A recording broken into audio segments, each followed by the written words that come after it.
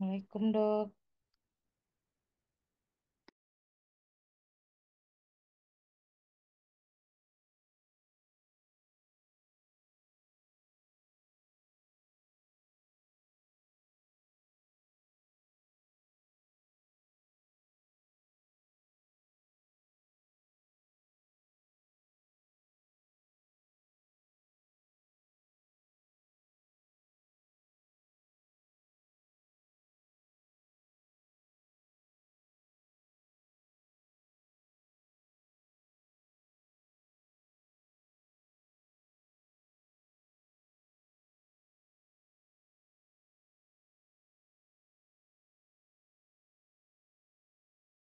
Oke. Maksimalkan dulu peserta deh. Kita pending dulu 5 menit ya. Kita Baik, tunggu iya 5 baik menit. dokter.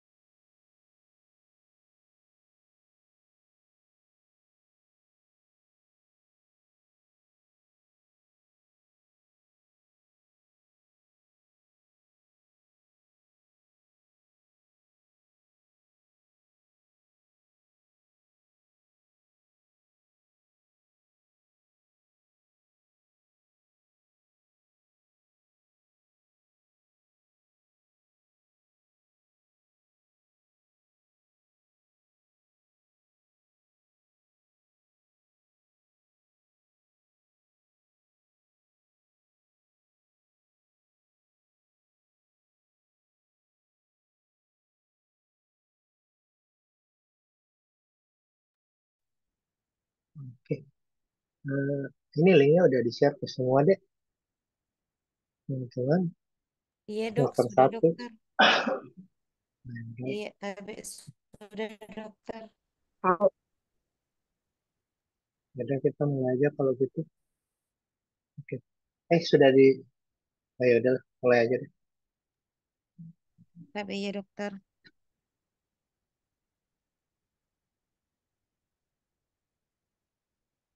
Assalamualaikum warahmatullahi wabarakatuh. Dan selamat siang. Terima kasih atas kesempatan yang telah diberikan untuk membawakan EKG Club untuk Kamis 24 Oktober 2024.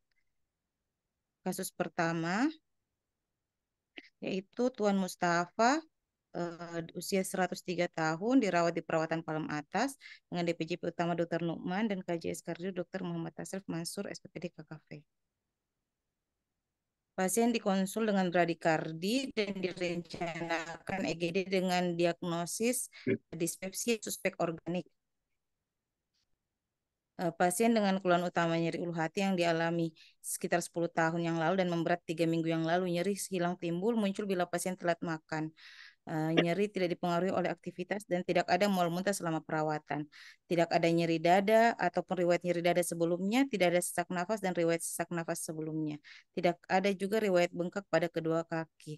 Untuk BAK normal, tetapi untuk BAK kesan tidak lancar, di mana pasien memiliki riwayat BAK bercampur darah selama 10 tahun setelah operasi prostat. Pasien ada riwayat berobat di rumah sakit Parepare untuk operasi dan laser prostat, kemudian ditemukan karsinoma prostat lalu dirujuk ke RS Wahidin. Pasien dengan riwayat kemoterapi siklus 1 10 Oktober 2024 dan direncanakan 4 siklus dan saat ini mengonsumsi obat kemo oral Bicastra tablet 1 kali 1 sejak 1 bulan terakhir. Untuk faktor risiko koroner tidak ada hipertensi dan diabetes, riwayat merokok tidak ada Tadi dan riwayat usianya penyakit berapa? jantung 103 tahun, dokter. Oke. Ya. Ya, Hmm. izin saya lanjut, dok. Untuk tekanan darah 127 per 63 mmHg, nadi 45 kali per menit, pernapasan 20 kali per menit, dengan suhu normal dan saturasi oksigen normal. Dalam pemeriksaan fisik, tidak ditemukan izin konjungtivanya pucat, dok. Untuk kelainan yang lain, tidak ditemukan.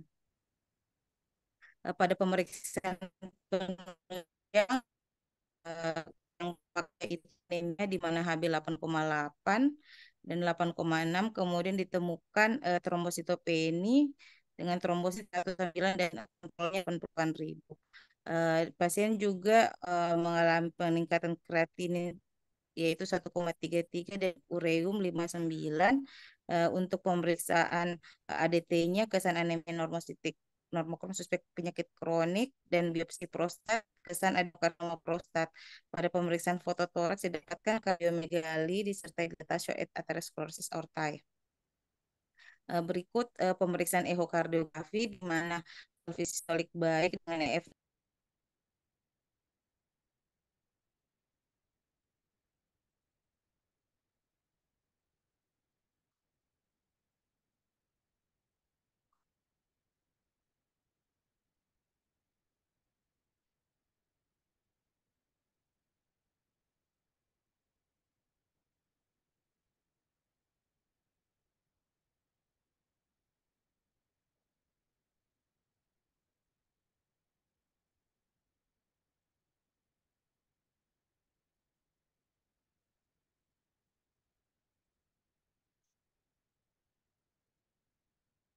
Izin melanjutkan, dok.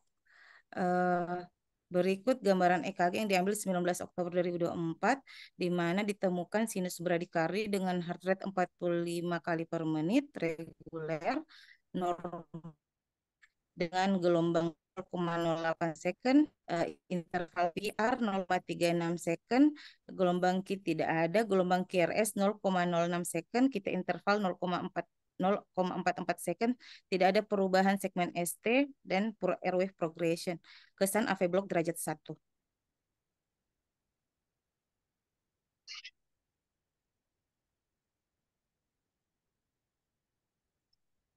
Oke. Ya Yang dok, hadir ini berapa orang ya? tapi dok 26 orang, dok. Oke. Tolong, tolong beneran hadir dong.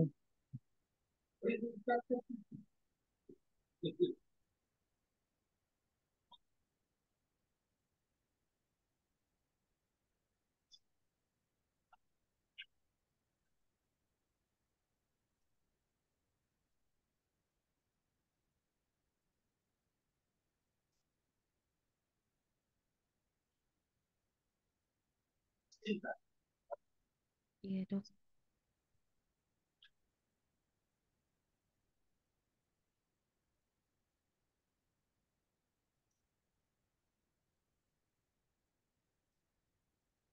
Oke, lanjut aja. Tapi iya Oke, dok. pertama untuk sinus atau bukan, ini Iya. sinus dah ya. eh izin dok, sinus dok karena gelombang P-nya diikuti QRS pada lit 1 Sekali dan lagi, kita kalau bahas sinus ya, kita identifikasi sinusnya aja. Kalau kita bicara ritmenya, ya nanti kita bisa bahasakan itu.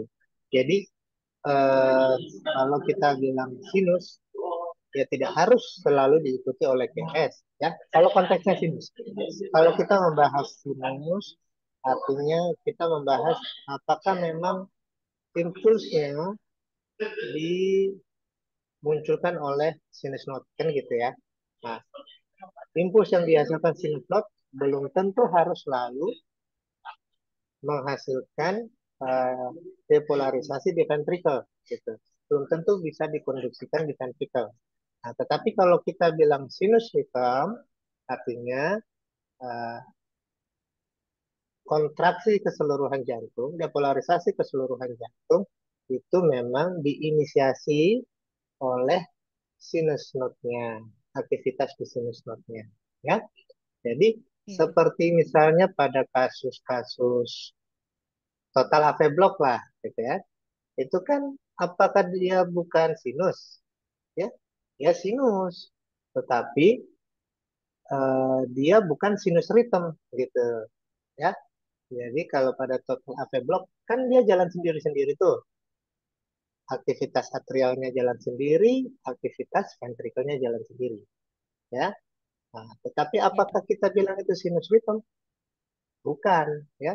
Tetapi apakah itu sinus? Ya, itu sinus, gitu ya. Nah, jadi sekali lagi, ini apakah ini sinus? Ya, jadi kalau kita tanya apakah ini sinus, nah, jangan lagi dijawab ya apa itu sinus? Sinus adalah gelombang P diikuti QRS. Nah, ya. Kalau saya bilang apakah ini sinus rhythm? Yes, begitu jawabannya. Tapi apakah ini sinus? Ya, nggak harus kita bilang diikuti oleh QRS. Kalau kita tanyakan apakah ini sinus, maka yang kita perhatikan adalah gelombang P ada atau tidak. Kemudian kita perhatikan morfologi gelombang P-nya sesuai dengan sinus atau tidak. Oke ya. Nah, sekarang apakah ini sinus? Maka kita mencari di EKG ini apakah ada gelombang P. Ada nggak gelombang P pada EKG ini? Tapi ada dokter. Ada ya. Nah, Iya dok. gelombang P-nya ya, good. Ya. Gelombang P-nya apakah sesuai dengan morfologi sinus? Sesuai dokter. Sesuai. Oke, bagaimana morfologi normal yang bagaimana morfologi sinus? Defleksi positif dokter. Apakah semua positif? Positif di mana? Di lit 1 dok, lit 2. Eh, yang mana? Satu, dua, ya. Terus apa lagi? Terus defleksi negatif di AVR dok. Oke, terus lihat pada EKG ini bagaimana? Sesuai enggak? Kalau pada EKG ini dok sesuai dok. Hmm, oke, di lead 2, ya. Di AVR-nya gimana? Yang mana yang negatif itu kira-kira? Mana mana gelombang P-nya di AVR kira-kira? Bisa ditunjukkan. Kalau di AVR tidak jelas, dokter. Nah, itu yang bit pertama itu kelihatan deh. Ya, yang itu yang Iya, petunjuk. iya. Nah, itu kan kelihatan tuh negatif tuh ya. Oke, jadi ini bisa merupakan suatu sinus ya. Jadi positif di lead 2 dan negatif di lead APR belum tentu sudah pasti Si- sinus ya. Tetapi sinus sudah pasti positif di lead 2, negatif di APR ya. Maksud saya bisa saja ada fokus ektopik yang berada di lokasi dekat-dekat sinus. Dia juga akan bisa menghasilkan refleksi positif di lead 2 dan negatif di APR ya. Tetapi kalau kita lihat karakteristiknya sampai rate-nya yang regular, maka kemungkinan memang ini sinus ya. Oke, kemudian eh, sinus bradikardi, apakah demikian? Nah, bagaimana dokter menentukan bahwa ini suatu sinus bradikardi? Apa yang Tabelnya dokter itu? bisa jumlah 1.500 dibagi jumlah kotak kecil di antara R ke R, atau jumlah kotak besar 300 dibagi jumlah kotak besar dari antara R ke R. Ya, ya. Itu secara umum ya, seperti itu ya. Secara umum biasanya memang kita melihat gelombang CRS-nya. Ya, kita hitung jarak R ke R-nya. Tetapi hati-hati deh, pada konteks aritmia, terutama beradi aritmia, eh, kita tidak boleh terjebak pada jarak R ke R lagi. Ya, karena kadang-kadang, misalnya, pada total AV block itu kan atrial dan ventrikelnya jalan sendiri-sendiri tuh. Ya, maka kalau kita mau menghitung rate sinusnya, maka yang kita harus perhatikan adalah jarak antara gelombang P ke gelombang P. Itu rate sinus, gitu loh. Beda rate sinus, beda rate atrial dengan rate ventricle, ya. Kalau masih ada konduksi, masih ada asosiasi antara atrial dengan ventricle, maka bisa kita hitung cukup RKR-nya saja. Ya. Tetapi kalau sudah ada disosiasi, ada gangguan konduksi, maka sebaiknya dan seharusnya kita menghitung jarak P ke P. Oke? Nah ini harus hati-hati. Jadi terutama pada kasus-kasus sekali lagi berarti adiknya. Tapi pada EKG ini cukup terlihat jelas bahwa kemungkinan masih ada asosiasi. Ya, tapi harus hati-hati juga. Kadang-kadang itu terlihat beradi bukan karena sinusnya, tapi karena memang ada bloknya. Oke, nah maka kita lihat di sini. Untuk amannya kita hitung jarak P ke P-nya. P ke P-nya berapa nih? Ya, saya pikir sama lah ya jaraknya dengan R ke R-nya. Coba dokter hitung. Nah, coba nih kita minta semester 1 deh ya. Nah, apa nih? Coba dokter Diana Ormayati.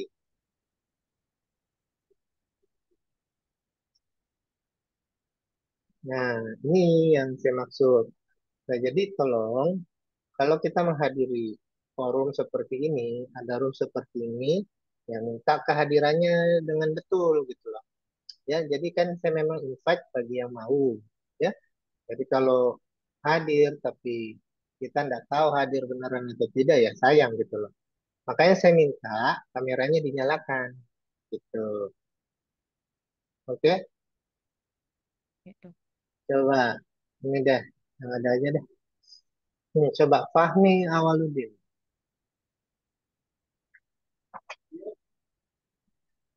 Fahmi Awaludin, coba dong seniornya nih. Ingatkan adik-adiknya ini, senior-seniornya nih. Gimana kalau kita di Zoom itu mestinya seperti apa?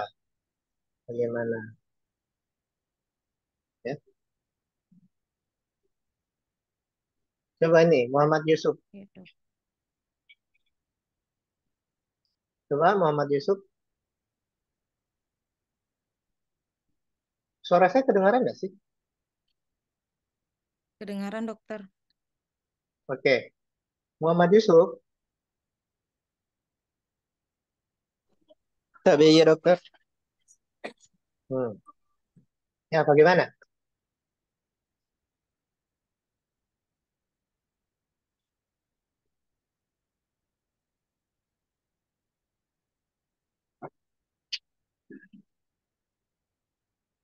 Ya, gimana?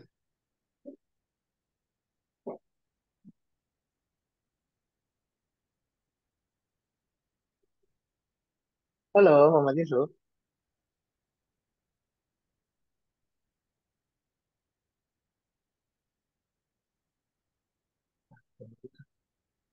Jessica, Jessica.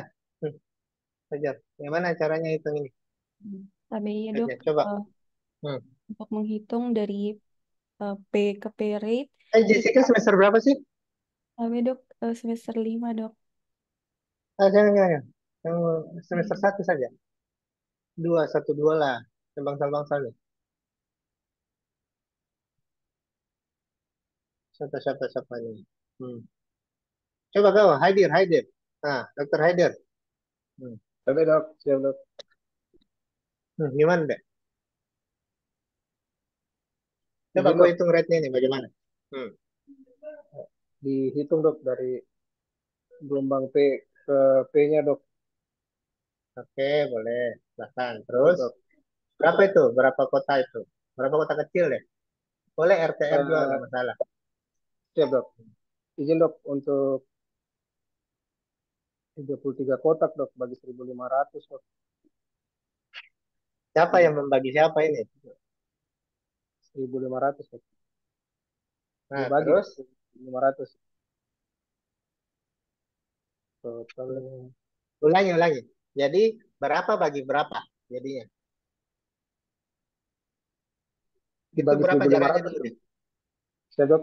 Dibagi. 33 dibagi 1.500.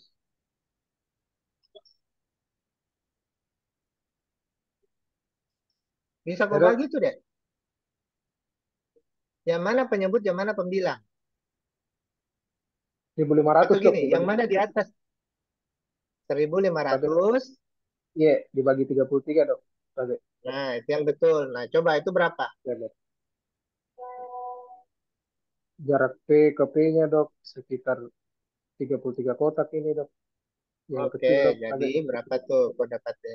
Berapa kau bagi deh? Berapa eh, kau dapat? tapi dok 45 dok. Oke, sekitar gitu ya. 45 iya. Sekitar iya siap. Oke, oke ya. Ya, jadi perhatikanlah Siap ya. dok. Jangan ada yang masih bingung cara menghitung rate-nya. Terutama teman-teman yang masih di bangsal ini. Ya, nggak boleh keliru. Jangan cuma mengandalkan angka yang dikeluarkan oleh mesin. Ya, jadi harus bisa hitung sendiri. Gitu. Karena kadang-kadang keliru itu angkanya. Ya, tidak sesuai. Oke, lanjut. Sekarang, apakah reguler? Ya, saya pikir reguler lah ya. Reguler dok. Kemudian untuk aksesnya gimana? Ini normal akses atau tidak? Tapi dok normal aksis dok. Normal akses. Berapa akses yang normal sih? Minus 30 derajat sampai 90 derajat dok. Oke, good. Jadi dia kalau kita ilustrasikan atau kita buat gambarnya, dia berada di kiri bawah gitu ya, kiri bawah kurang lebih. Nah, kita lihat biasanya yang kita pakai itu lead berapa, dan lead berapa. Oke, pada pasien ini bagaimana? Kita lihat lead berapa biasanya.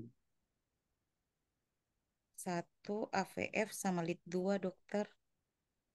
Oke, pada pasien ini bagaimana? Eh, Lead Satunya 1 positif, positif, AVF positif dan lead 2 APF-nya. positif dok. Oke, jadi dia masih hormonsis. Good. Kemudian kita lihat eh, P gelombang P-nya oke, saya pikir nggak ada masalah, sekitar 1 setengah kotak sih semestinya ya. Jadi sekitar 0,06 second aja sebenarnya. Ya, 0,08 ada agak kelebaran ya, saya pikir ya. Ini sekitar 1 sampai 1,5 kotak aja. Jadi 0,04 atau 0,06 second aja.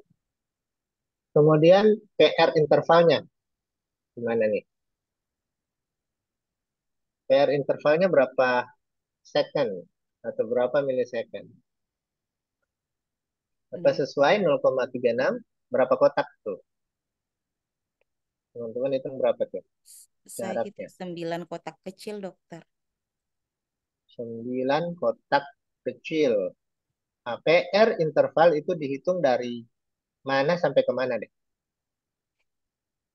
Dari puncak P sampai ke Hmm, puncak R, dok. nah, coba lihat lagi deh. Coba lihat lagi. Nah, dengar. Coba lihat lagi. Iya, dok. Coba bisa kau munculkan anunya, bisa kau munculkan gambar EKG untuk menghitung jarak-jaraknya, PR interval, QT interval, IRS dan sebagainya. Coba, coba ada yang bisa munculkan?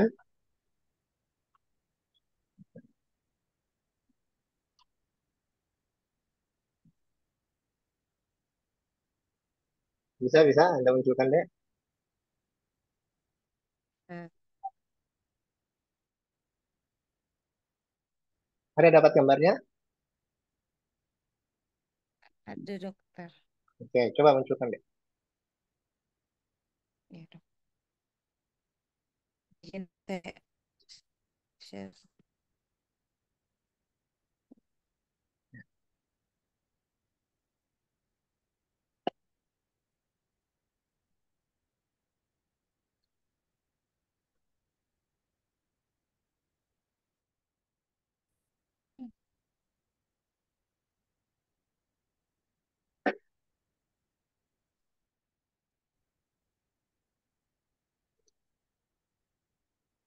Kok lama? Iya, izin, dok.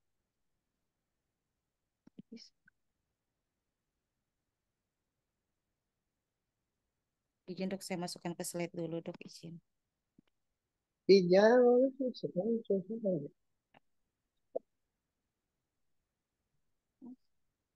oh takut.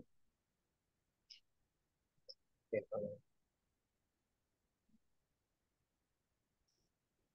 ada.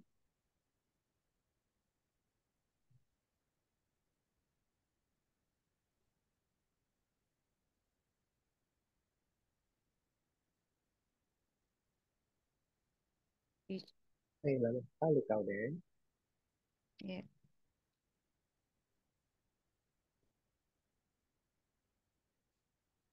Saya kasih muncul deh, nggak harus kasih cantik-cantik. Iya, dok. Saya Ini slide apa?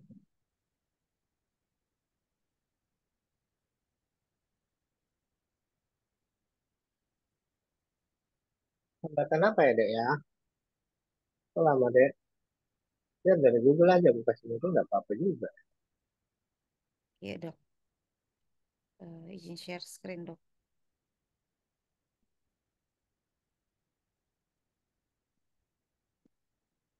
Ih, maaf, dok, kabur.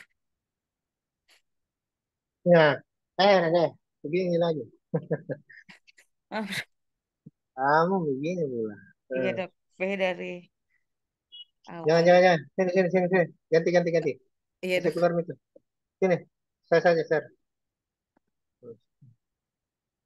Ini kan ada gini. Begini saja kau lihat. Nah, sini. Nah, misalnya. Ini kelihatan dah ini. Kelompok ini. Kelihatan, dokter.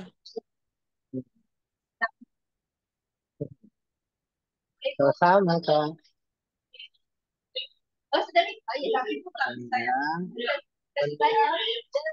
Ya, mari.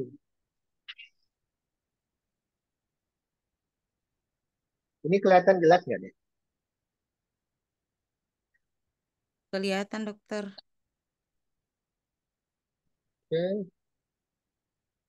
Nah, ini kan, kalau kita mau hitung PR interval, itu dari awal gelombang P sampai awal gelombang Q.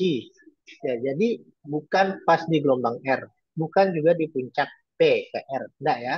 Jadi awal Ya, Dok. gelombang P sampai awal gelombang QRS, ya. Kenapa bukan di R? Ya karena memang begitu deh, ya. Saya juga dulu sempat bertanya, kenapa bukan di gelombang R sampai ngotot ya? Tapi memang begini konsepnya. Jadi PR interval sampai awal gelombang Q. Oke? Nah, QT interval juga begitu. Dari awal gelombang Q ya sampai akhir gelombang T itu QT interval. Nah, itu dua yang paling sering kita ukur. Oh, ada lagi satu. Itu namanya RP interval. Ya, kalau RP interval itu dari bukan PR interval ya, RP interval. Itu biasanya kita ukur pada saat mau mengevaluasi kaki aritmia, ya kasus-kasus SVT. Itu bisa kita menggunakan pendekatan itu untuk mengetahui asal apakah dia ini AVNRT, apakah dia AVRT, apakah ini suatu arterial tachycardia, kita pakai pendekatan gitu. RP interval, ya. Jadi dari gelombang PRS ke gelombang P-nya. Gitu. Oke, Ya, Dok. oke, kita keluar lagi. Nah, ya munculkan lagi deh. Iya, baik, Dok.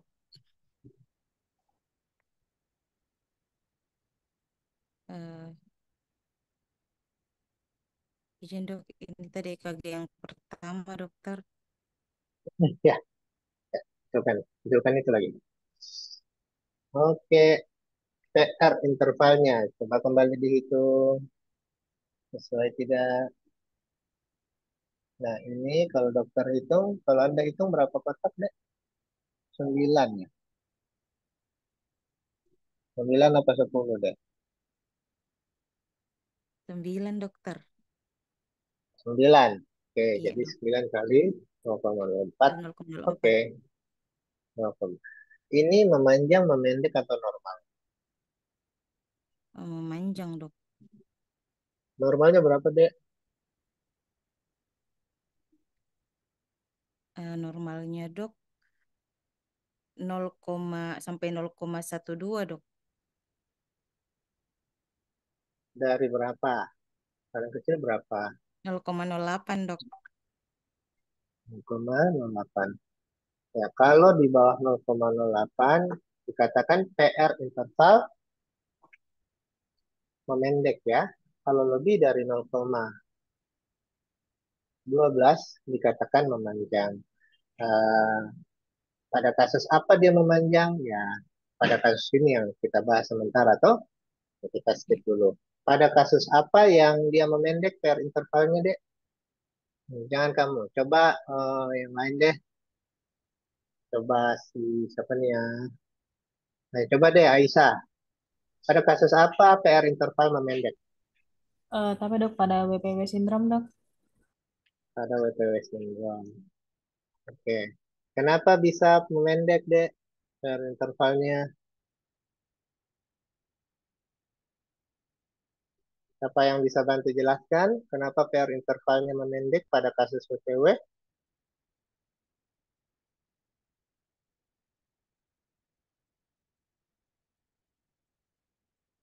Ada apa?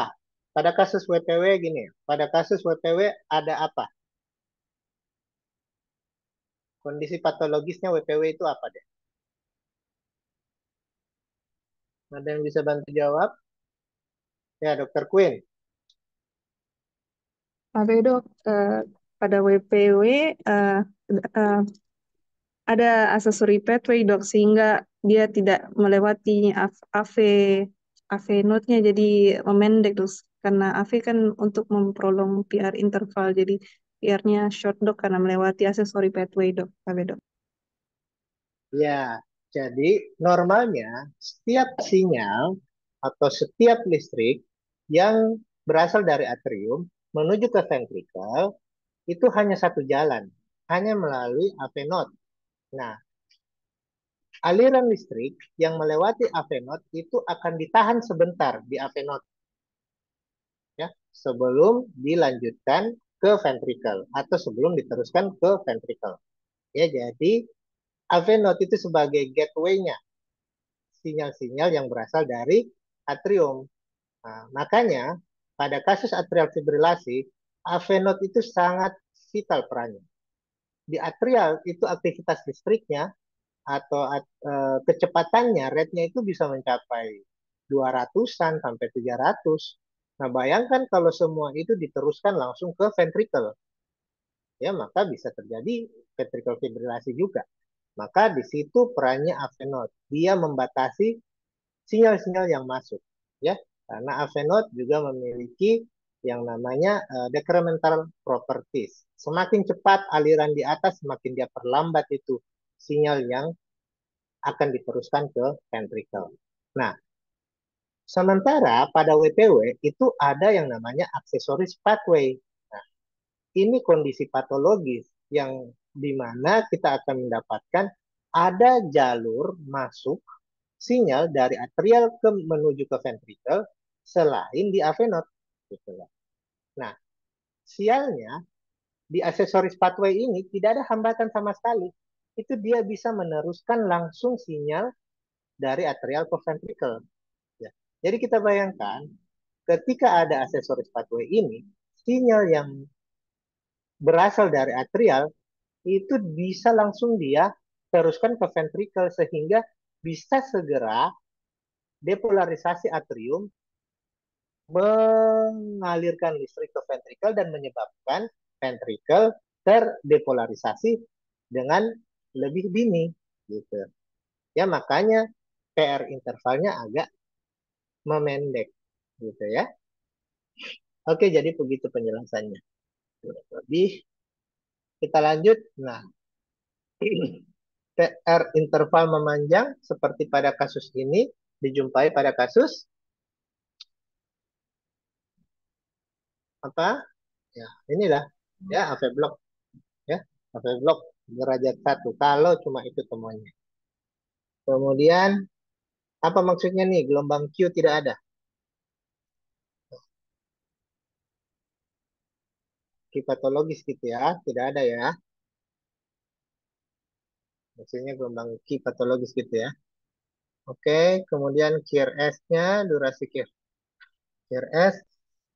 Um, Oke lah, ini kalau mau dihitung 1,5, 0,06 second, nggak ada masalah. QT interval. Nah, benar nggak ini QT interval 0,44? Sudah dihitung?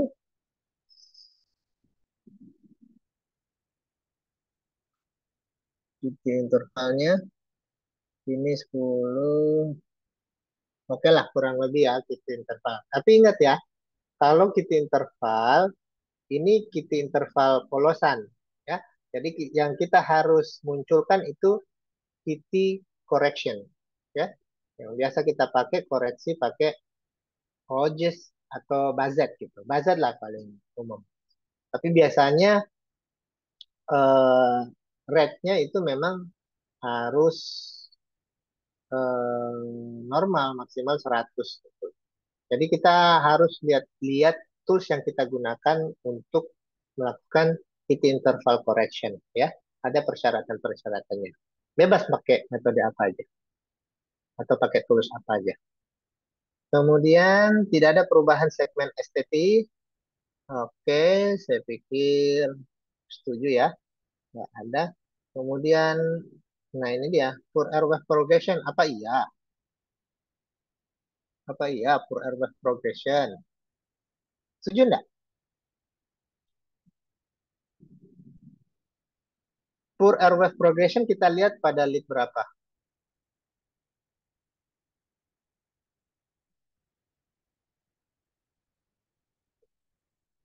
Siapa? Siapa tadi? Siapa tadi? Presentasi. Halo? Tapi dok, Nah, ya. Anda melihat poor airway progression di mana? Di prekordial, dokter. kater. Nah, bagaimana pada pasien ini?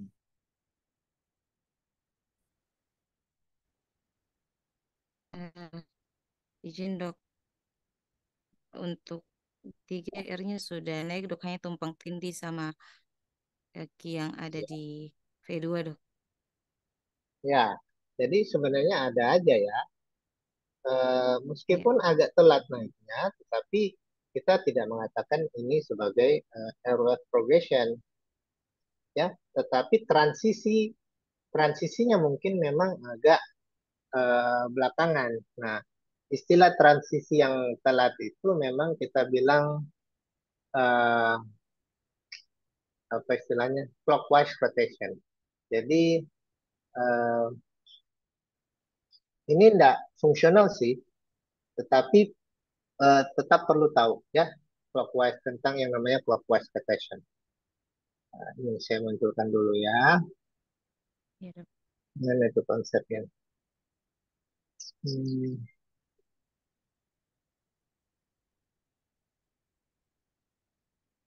untuk clockwise. Ini saya munculkan aja deh. Nah,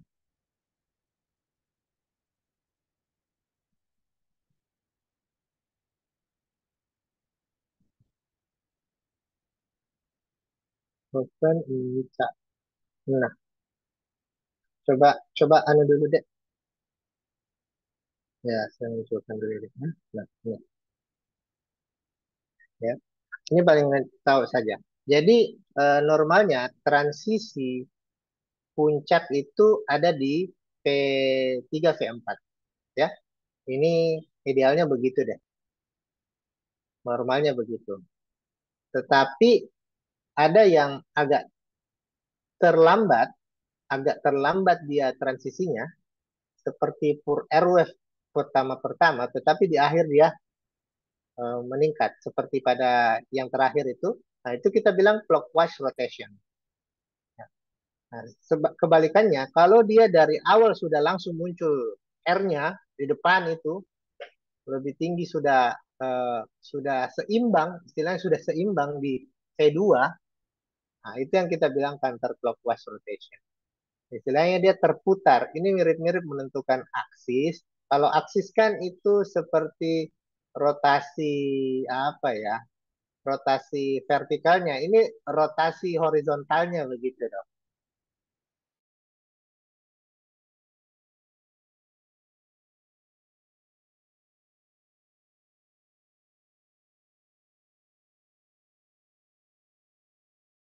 Ya. Tapi bisa menunjang misalnya pada kasus-kasus LVH dia keputar lebih ke kiri begitu misalnya. Ya, tetapi jarang kita pakai memang. Oke ya, nah, kalian tidak tahu. Munculkan kembali deh. Iya dok. Tapi pada kasus ini saya pikir kita juga agak sulit untuk menentukan apakah dia normal rotation, ya, apakah ini counter clockwise rotation atau clockwise rotation itu sendiri.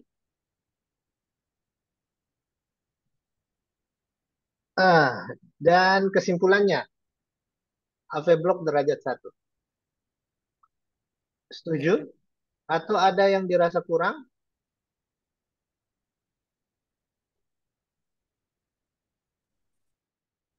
Atau ada kemungkinan lain? Atau ada yang mau ditambahkan? Ada yang mau tambahkan kesan atau kesimpulannya?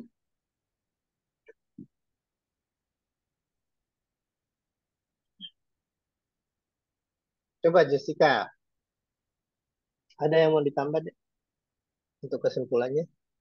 Atau begini saja memang? Tapi dok, kesimpulan pasien dengan sinus bradikardi, heart rate 45 kali per menit, normal aksis dengan AV block derajat 1 dok. Tapi dok, Muana Ranta dok. Oke, ya, semua itu kita bilang deh. Ya, oke. Jadi setuju ya kalau kita sebaiknya tetap menuliskan sinus bradikardinya deh. Ya, untuk heart Oke. rate apa saya pikir nggak usah karena itu sudah terjelaskan di atas. Tetapi Iya. sebagai kesimpulan akhir kita tetap harus menegaskan kembali mengenai sinus bradikardinya. Kenapa? Karena kan permasalahan itu bisa berbeda di tiap-tiap situsnya. Kalau kita menyebutkan AV bloknya saja, maka kita hanya coba memperlihatkan atau menegaskan masalah di sekitar AV node-nya aja, bahwa yang bermasalah hanya di AV node-nya, seolah-olah seperti itu. Ya, bahwa ada gangguan konduksi dari atrial menuju ke ventrikel.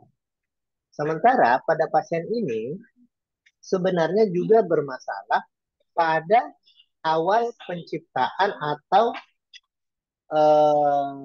konduksi dari sinus node-nya itu sendiri. Jadi ada semacam sinus node dysfunction di sini sebenarnya, ya, karena terjadi gangguan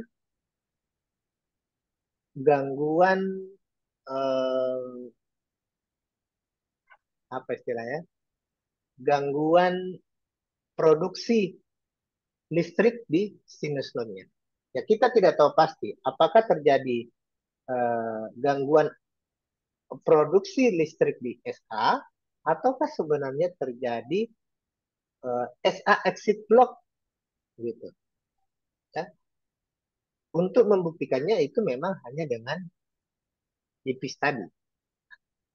Tetapi secara diagnosis klinis ini kita bisa menyimpulkan bahwa kemungkinan yang terjadi pada pasien ini adalah sinus node dysfunction. Apakah penyebabnya sesuatu yang reversible atau irreversible? Kita lihat kembali kasus. Pada pasien ini, apakah dia menggunakan obat-obat yang menyebabkan inhibisi produksi sinyal SA node itu? Misalnya beta blocker. Apakah pada pasien ini mengkonsumsi beta blocker? Atau apakah tidak ada ya, mengkonsumsi obat-obat yang bisa meracuni dalam tanda kutip sinus node atau jalur konduksi dari jantung itu sendiri.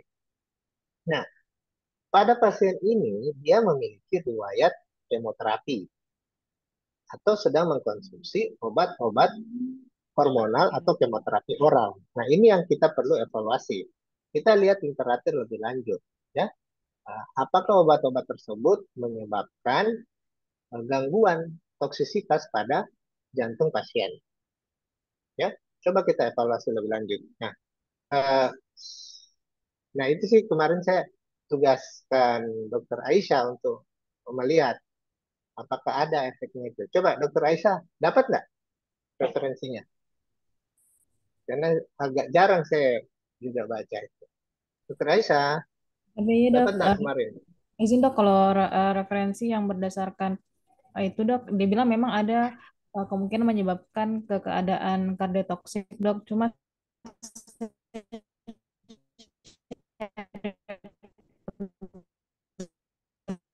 Putus-putus, Dokter Aisyah. Halo, tapi dok. Halo, Dokter. Ya, udah jelas, Dok. Gimana, Tapi gimana?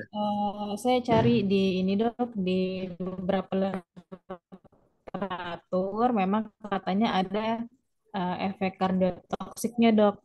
Cuma kalau penelitiannya belum ada dok. Saya belum dapat literatur penelitiannya dok. Ya, kalau gitu nanti dilanjutkan lagi ya pencariannya. Suara saya terdengar jelas nggak? Atau memang suaranya Dokter Aisyah saja yang putus-putus? Tapi dok suara tak jelas dok. Oh ya, ya kayak gitu ya. Jadi ini masih PR buat kita untuk melakukan penelusuran literatur deh. Karena kalau kita pakai logika, di awal dia lakukan tindakan atau dia dilakukan kemoterapi di awal, maka dia tidak mungkin akan melakukan tindakan ataupun kemoterapi kalau dia mendapati EKG seperti ini, gitu loh. Jadi common sense-nya di situ aja, gitu loh. Makanya kita harus curiga obat kemo yang digunakan atau obat sementara yang dia minum yang mempengaruhi ini deh. Kenapa itu penting?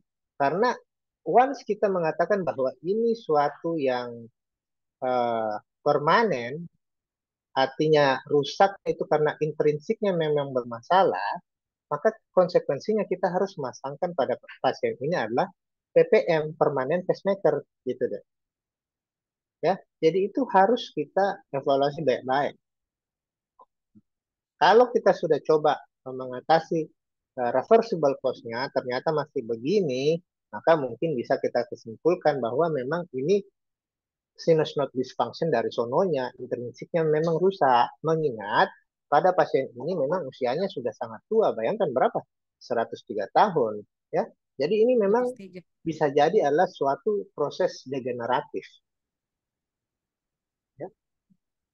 Jadi SND-nya suatu proses degeneratif, itu harus kita pikirkan, termasuk avenotnya, ya. Jadi memang sudah ada proses fibrosis fibrotik di jalur konduksi jantungnya, sehingga kita akan mendapatkan fenomena seperti ini. Oke ya. Nah, secara klinis untuk menentukan apakah dia perlu permanen pacemaker atau tidak, nah, apalagi yang kita lihat selain gambaran EKG-nya. Ini kan gambaran sinus bradikardi dan AV block saja derajat 1. Apalagi, apakah semua pasien dengan gambaran EKG seperti ini harus kita pasang pacemaker?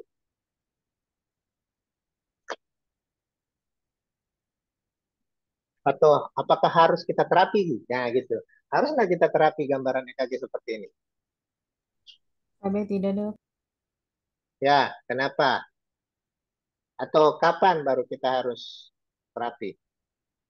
Tapi dok, biasanya pada pasien AV block biasanya kita terapi bila ada gejalanya dok, ada simptomnya dok. Ya, jadi harus ada simptom dulu. Nah, kemudian obat apa atau terapi apa yang Anda, tata laksanaan apa yang Anda akan pilih untuk pasien AV block dengan gejala?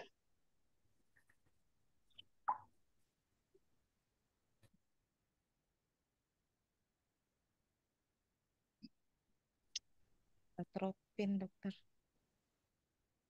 Nah, itu dia. Jadi, begini ya. Jadi kalau bilang dengan gejala, simptom, AV block dengan gejala, maka yang kita pakai tata laksananya ya dengan permanent pacemaker. Nah, kalau kita membahas konteks emergensi, ya, bahwa terdapat gangguan hemodinamik, baru kita bicara masalah obat-obat yang Anda sebutkan tadi, ya. Jadi bergejala belum tentu gangguan hemodinamik, tetapi gangguan hemodinamik sudah pasti bergejala. Oke ya? Gitu ya. Iya, dok. Oke. Itu nah.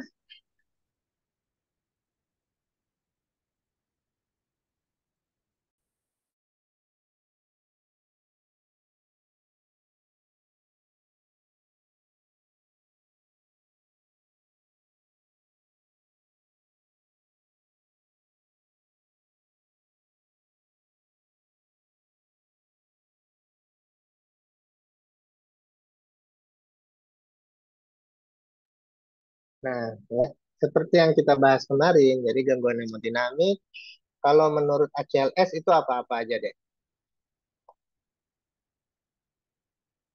Ada yang bisa sebutkan? Hipotensi, dok. Apa? Iya, masa cuma itu? Yang lain lagi deh. Kesadaran menurun, dokter. Oke. Apa lagi? Hipotensi, kesadaran menurun.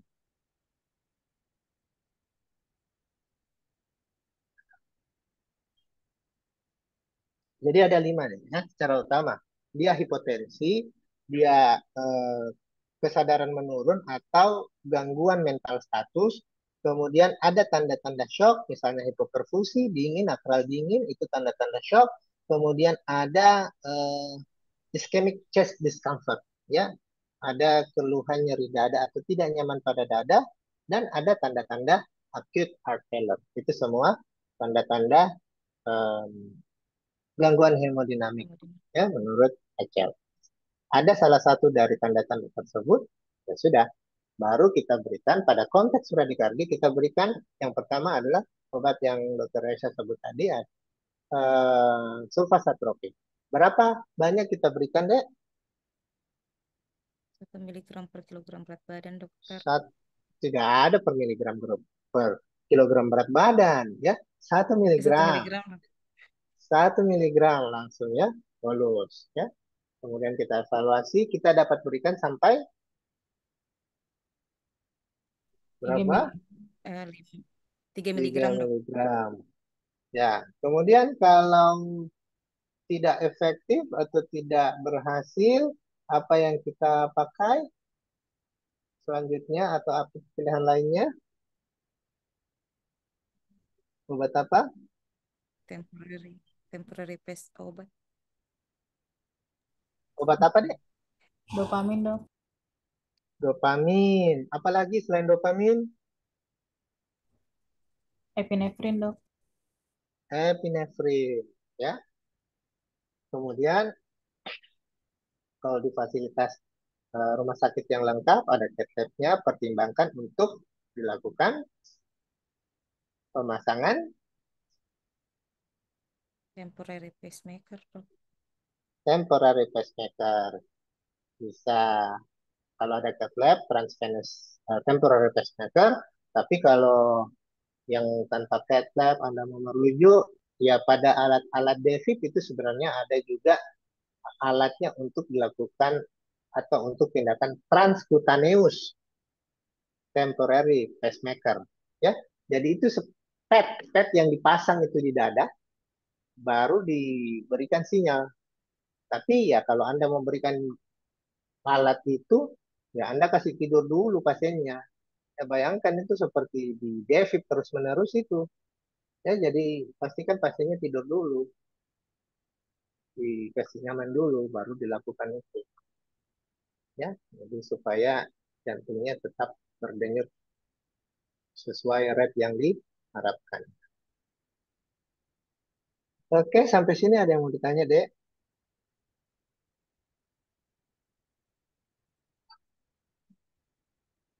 Oke, em, kalau tidak ada, mungkin kita cukupkan dulu ya, ya, ya. Terima kasih, Iya. mudah-mudahan EKG Club atau pertemuan kita hari ini bermanfaat, ya. Kita cukupkan. Dok.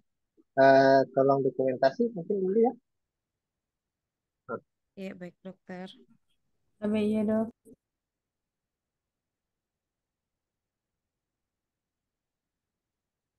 Izin memindahkan ke halaman pertama, dok. Ya, silakan, Dek. Iya.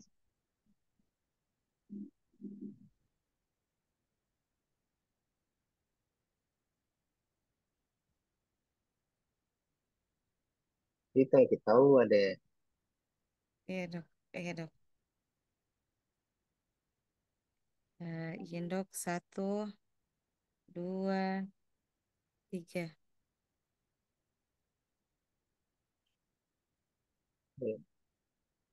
Iya, dok. Sekali lagi, dok. yang ini Iya. akan 1, 2, 3. Terima kasih, dok. Oke, terima kasih, Dek. Ya, mari ya, Delik ya. Terima kasih, dok. Terima kasih banyak, Dok. Iya, dok. Kasih, Terima dok. kasih banyak, dokter.